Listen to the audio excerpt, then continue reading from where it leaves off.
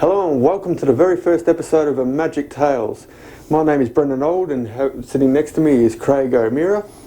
And A Magic Tales, well, what that's going to be about is we're going to tell Craig's life story for a number of reasons. One being, it's a fantastic story just to hear. There's so many things you can, enjoyment you can take out of this story, and there's a lot you can learn. Anyone who's met him knows that he has a different way of life, but he has some wonderfully inventive and unique things that he's done throughout his life, and anyone who comes to see it knows it's a wonderful thing to see and hear about. Now, also, you're probably wondering why I'm wearing a mask and Craig isn't. We are filming this during the COVID era, and as I have to travel to and from our studio here, we figured it'd be a bit safer if I wear a mask and Craig's not, because he's the one telling the story and we want to be able to hear him nice and clearly. And so I think we'll get straight into it, and let's get started. And how did life begin for Linton Craig O'Meara? Yeah, well, that life started down in Pakenham, which is where I was born, Pakenham Hospital, and which is now, I understand, a retirement village. Probably end up there if I get that far. But yeah, so that was, we lived in a house there on a hill, and my father was a farmer, and his grandfather was a farmer, and before that, farmer, I think still from the Highlands in Ireland or somewhere, so that's where we come from, obviously. And Dad was in the World War II, and my granddad in World War One, and I got out of it. So I'm going to go into World War Three. We might even be in it now. Lucky for you, there's no conscription anymore. Yeah, that's it. No, you don't have conscription. You're already in it. Exactly. I think. If you have an internet connection, you're in it. Yeah. And some would argue that COVID is the new World War Three. Possibly. Well, we don't want to get into that conversation this time. No. we're at your childhood years. Yeah, that's right. There'll be a topic on its own. The COVID years yet. Yeah. So, yeah, and I grew up there in a house there on Hern Road in Pakenham with my brother and my sister, an older brother and a younger sister. So you were the middle child? Yeah, middle child, yeah. And so brother Gary and my sister Julie. They're both in Queensland now, so I'm the only person left here in Victoria. So going back to Pakenham, that's right. Probably moving on there. With my mum and my dad, that's right. Mum Lois, she was Scottish, I think. So she'd go back to Scotland somewhere. Her name was Young. So a bit of a mix of the Scottish and Irish. Scottish and Irish mix, which everyone would know is a very good blend. That's how you make an Australian, a white Australian. And so back to the house in Pakenham there, but I think I was there till about 7 or 8. And whilst we were there, that's when I first learned about tadpoles. Actually. So how did that come about? Well, tadpoles were an amazing thing to me, and I thought they were fish. So my mum told me that they're not fish; they're an animal, and I just couldn't have it. Didn't believe it, and so she told me that they turn into this four-legged thing called a frog. And I think at that stage I didn't really realise, I'd seen frogs I think, but I didn't realise that they come from tadpoles. The connection. Didn't know the connection. And so I go across to the paddock next door, that's where these tadpoles were. Whenever Mum couldn't find me, she knew where I was. And I'd get a hiding for that, of course. Right? I'm not sure whether I got a hiding for looking at the tadpoles or leaving the yard. I'm not sure which one it was. Anyway, it doesn't matter. And so I'd get a container and bring some back, and I had them under the house. We had a big porch out the back, under the porch, and put some fish in there, and I'll call them fish because that's what I thought they were. They were to you at the time, yeah. Yeah, and the objective there, I'm only 6 years old at this stage, right? And my objective there was to prove my mum wrong, that I'm going to keep some of these fish in the bucket and see if they change, right? And my expectation is that they won't change. I'll have 6 fish and I'll have 6 fish. Exactly.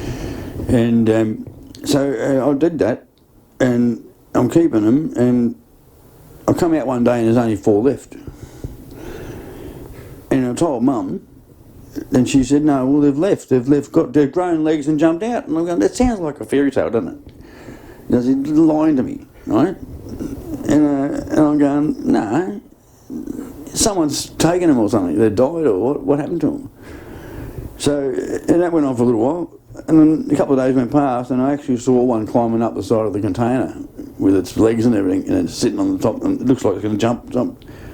And it jumped, and I grab it again and put it back in the water, and I'm getting confused. So, I go and see Mum again. She starts telling me about it, and then I have to start understanding this. Now I've got to apologise to Mum, right? Because I've called her a liar, really. So that's how I learned about tadpoles and frogs, and then it just stuck. I couldn't believe it. Your interest had generated from there. And yeah, to this day, it still fathoms me that can happen, that this happens. Yeah, okay. Yeah, and so I learn more and more and more about it all the time. Yeah. And then probably if you want to move on a bit more from there, the plot thickens a bit because Mum and Dad split up. And what age was that around? Oh, about 8. Okay. And then the new step lady came, the stepmum. Yeah. And that was even worse. She hated tadpoles. So I had tadpoles in a tank outside one day, and she chucked them down the bloody toilet.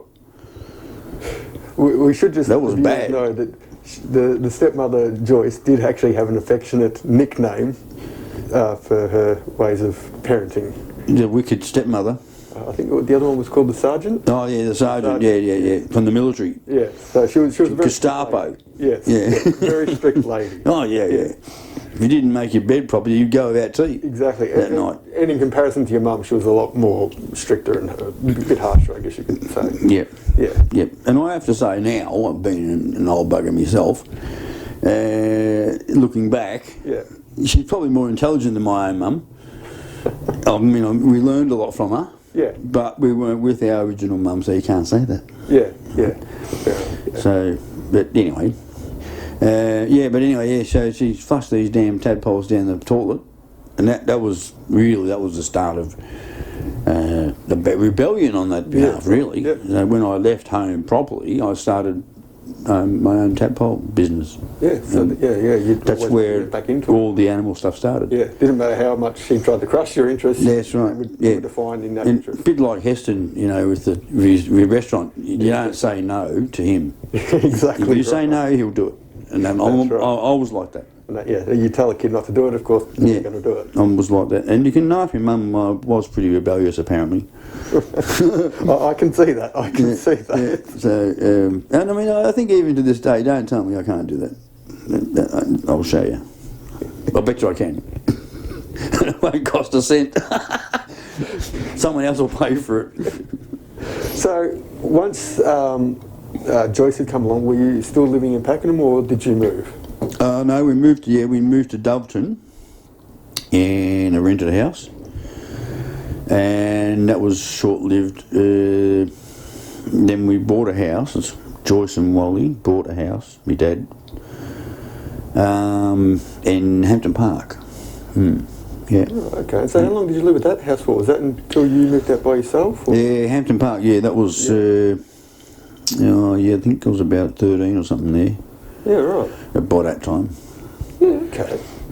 So I think we'll probably have to stop it there, because we've now basically given you an idea of where his interest in, I won't just say tadpoles, I'll actually go as far as to say animals. Well, the animals goes back to the farm days too, because I worked on a lot of farms. Exactly. After I left school. It's my first jobs. There you go. And farming is in the blood. I mentioned my dad, my granddads and everything, and my brother did farming as well. So you already had that natural sort of... Well, on the farm, there's wildlife everywhere. Exactly. Everything you pick up's got something under it. That's right. You know, so there's insects and there's frogs and there's lizards.